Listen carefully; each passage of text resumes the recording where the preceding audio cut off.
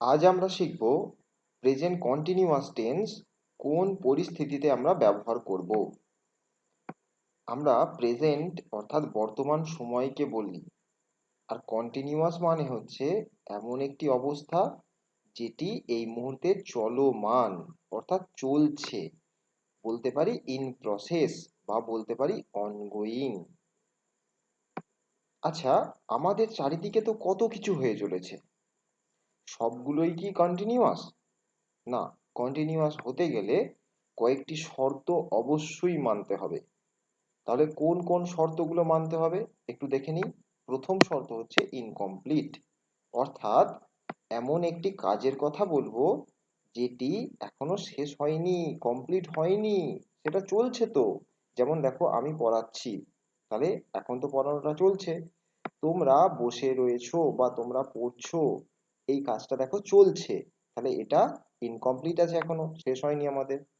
দ্বিতীয় দেখো লিমিটেড, আমরা প্রথম ক্লাসে শিখেছি যে লিমিট কথাটার মানে হচ্ছে এমন একটি ঘটনা যার স্টার্ট অর্থাৎ শুরু এবং এন্ড বা শেষ আছে। তাহলে যে জিনিসটা শুরু আছে এবং যে জিনিসটা শেষ আছে তাকেই তো আমরা বলি লিমিট। যেমন আমাদের মোবাইলের ডেটা, দেখো মোবাইলের ডেটা প্রতিদিন 1 জিবি করে দেয়, তাহলে 1 জিবি শুরু এবং 1 জিবি শেষ আছে, আমরা বললাম লিমিটেড ডেটা। তাহলে লিমিট কথার মানে হচ্ছে যেটা শুরু এবং শেষ আছে। যেমন দেখো, আমি তো এখন পড়াচ্ছি, তাহলে পড়ানোটা কি শুরু হয়েছে একটা সময়? হ্যাঁ, বলবে তুমি 2 মিনিট আগে শুরু হয়েছে ক্লাসটা।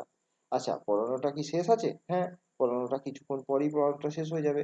তার মানে এখান থেকে আমরা বুঝলাম পড়ানো কাজটা কিন্তু লিমিটেড।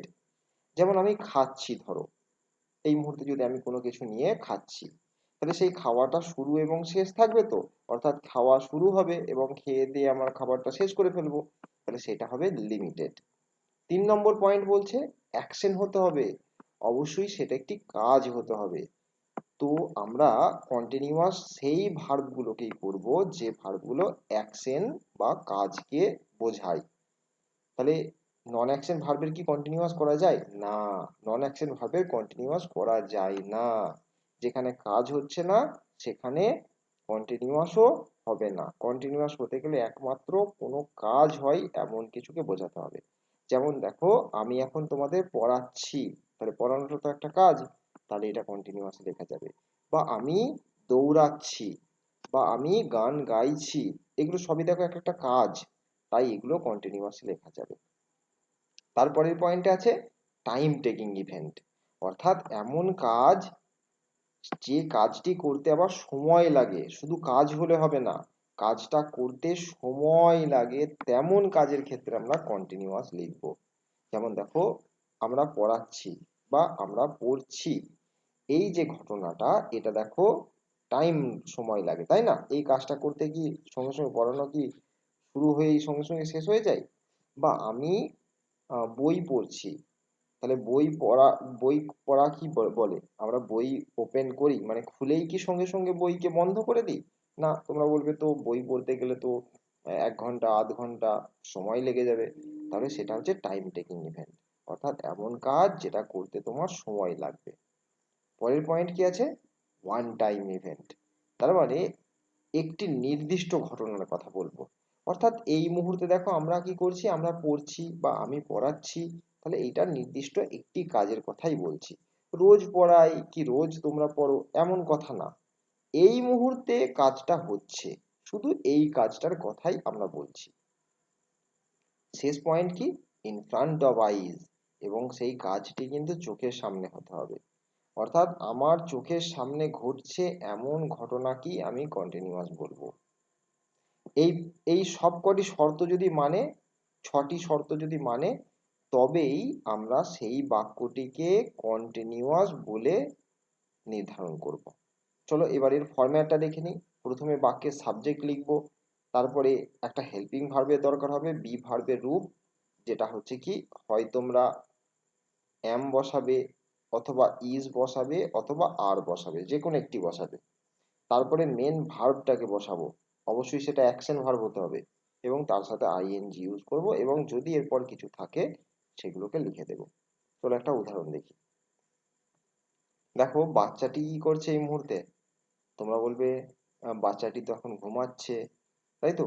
তাহলে এই মুহূর্তে তার কাজটা অনগোয়িং রয়েছে, চলছে তো।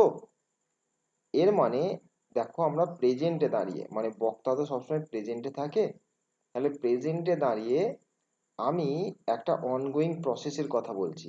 ধরো সে ঘুমাতে শুরু করেছে একটু আগে, ভেবে নিলাম এই পয়েন্টে সে ঘুমাতে শুরু করেছে। সে ঘুমাচ্ছে, ঘুমাচ্ছে, ঘুমাচ্ছে, ঘুমাচ্ছে, ঘুমাচ্ছে, এবং বর্তমানেও সে ঘুমাচ্ছে।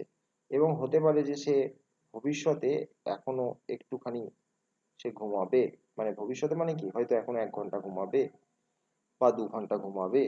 তাহলে এই যে ডায়াগ্রামটা আমি এঁকেছি, এই টোটাল ডায়াগ্রামটা এটা হচ্ছে প্রেজেন্ট কন্টিনিউয়াসের ডায়াগ্রাম।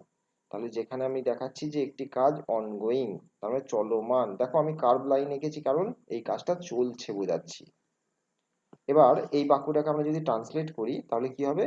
বাচ্চাটি, বাচ্চাটি ইংরেজি কি? বাক্যের সাবজেক্ট হচ্ছে দা বয়, তাই তো, বা দা বেবি লিখে দিই, দা বেবি।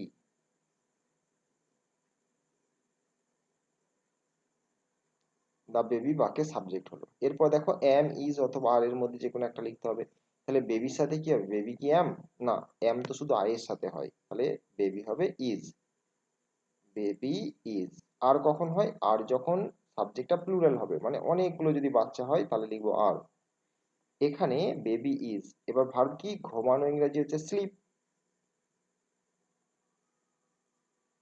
তার সাথে কাকে লিখবো? আইএনজি। হয়ে গেল দ্য বেবি ইজ স্লিপিং। এবার দেখে নিই আমাদের শর্তগুলো পূরণ হয়েছে কিনা। প্রথম কাজ ছিল ইনকমপ্লিট। ইনকমপ্লিট মানে এই মুহূর্তে ঘুমাচ্ছে। এই মুহূর্তে কি কাজটা চলছে নাকি শেষ হয়ে গেছে? ঘুমানো কি শেষ? তোমরা বলবে না, এখন তো ঘুমাচ্ছে, তাহলে এখন এই মুহূর্তে কাজটা ইনকমপ্লিট রয়েছে। দ্বিতীয় দেখো লিমিটেড। ঘুমের কি একটা শুরু এবং ঘুমের কি একটা শেষ আছে? মানে বাচ্চাটা ঘুমাতে শুরু করেছিল এবং ভবিষ্যতে কোনো একটা পয়েন্টে কি সে জেগে উঠবে না উঠবে না? তোমরা বলবে হ্যাঁ, অবশ্যই সে খানিকক্ষণ পর, ঘন্টা খানেকের মধ্যেই সে উঠে পড়বে। তাহলে ঘটনাটা লিমিটেড। আচ্ছা, ঘুমানো একটা কাজ, তাহলে সে ঘুমাচ্ছে, এটা একটা অবশ্যই অ্যাকশন, অ্যাকশনকে শো করছে। এরপরে বলছে টাইম টেকিং ইভেন্ট। আচ্ছা, ঘুমোতে গেলে কি সময় লাগে?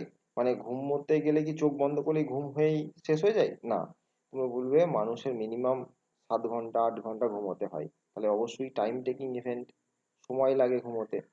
তারপরে হচ্ছে ওয়ান টাইম, এই মুহূর্তে সে ঘুমাচ্ছে। রোজ ঘুমায় আমি বলছি না, হতে পারে সে বাচ্চাটি রোজ ঘুমায়, কিন্তু আমি বোঝাতে চাইছি এই মুহূর্তে ঘুমাচ্ছে। যেমন আমি তোমাদের এখানে যদি বলি এই বেশি কথা বলো না, তোমরা বলবে কেন স্যার কথা বলবো না? আমি বললাম দেখো বাচ্চাটি ঘুমোচ্ছে, এই মুহূর্তে বাচ্চাটি ঘুমোচ্ছে, তাই তোমাদের আমি নিষেধ করলাম যে তোমরা কথা বলো না। ঠিক আছে? তাহলে এইটা কোন সময়কার কথা বললাম? এই মুহূর্তের কথা বললাম, তাই এটা হচ্ছে ওয়ান টাইম। এই মুহূর্তে বাচ্চাটি ঘুমোচ্ছে তাই তোমরা কথা বলো না। আচ্ছা, চোখের সামনে কি হচ্ছে? হ্যাঁ, বাচ্চাটি আমরা দেখতে পাচ্ছি সবাই, যে বাচ্চাটি চোখের সামনে আমাদের ঘুমাচ্ছে। তাহলে দেখো এই 6টা শর্ত পূরণ হলো, তাই আমাদের এই উপরের বাক্যটি দ্য বেবি ইজ স্লিপিং একদম সঠিক বাক্য। ওকে, পরেরটা দেখে দিই। দেখো এখানে দেখতে পাচ্ছি বাচ্চাগুলি খেলাধুলা করছে বা দৌড়াচ্ছে, তাই তো, মাঠের মধ্যে তারা দৌড়াচ্ছে। তাহলে এটাও দেখো আমাদের চোখের সামনে হচ্ছে এবং দৌড়ানো একটা কাজ। তাহলে আমরা এটাকে ট্রান্সলেট করে দিই। তাহলে কি হবে বলো? The children, the children. এবার দেখো চিলড্রেন তো অনেকজন, তাই হবে ভার্বটা কি হবে? অক্সিলারি হেল্পিং ভার্বটা, হেল্পিং ভার্বটা হবে are, the children are, are the children are. এবার দৌড়ানো যদি হয় তাহলে লিখবো রান, তার সাথে কি করব? আইএনজি যোগ করব, আর আইএনজি যোগ করে ডবল এন করতে হবে, R U N N I N G, running. তাহলে দা চিলড্রেন আর রানিং। এবার দেখো ছেলেগুলো দৌড়াচ্ছে, এই মুহূর্তে ইনকমপ্লিট, এবং এটা দেখো লিমিটেড, দৌড়ানো শুরু শেষ রয়েছে। এটা দেখো একটা অ্যাকশন, কাজের কথা বলছে। ওয়ান টাইম, এই মুহূর্তে দৌড়াচ্ছে। টাইম টেকিং ইভেন্ট, দৌড়াতে গেলে সময় লাগে। আর চোখের সামনে হচ্ছে। তাহলে আমরা দেখতে পাচ্ছি যে মোটামুটি সবকটা শর্তই আমাদের পূরণ হচ্ছে, তাই এই বাক্যটাও সঠিক।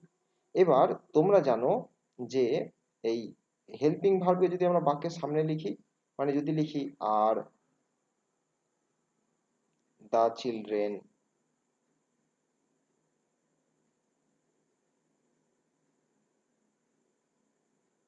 Running, are the children running. তাহলে আমরা কি করলাম, শুধুমাত্র এই আরটাকে তুলে সামনে লিখে দিলাম বাক্যে, আমাদের প্রশ্নবোধক বাক্য তৈরি হয়ে গেল। তার মানে ছেলেগুলো কি দৌড়াচ্ছে। আবার যদি এই আর এর সাথে তোমরা নট লিখতে, মানে যদি এখানে তোমরা নট লিখতে, তাহলে দেখো নেগেটিভ হয়ে যেত। The children are not running, বাচ্চাগুলি দৌড়াচ্ছে না।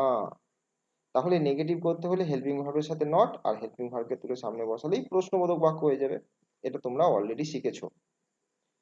এরপর আমরা আসি, কিছু বাক্য দেখি, এই বাক্যগুলো আমরা জাজ করব যে বাক্যগুলো ঠিকঠাক লেখা আছে কিনা।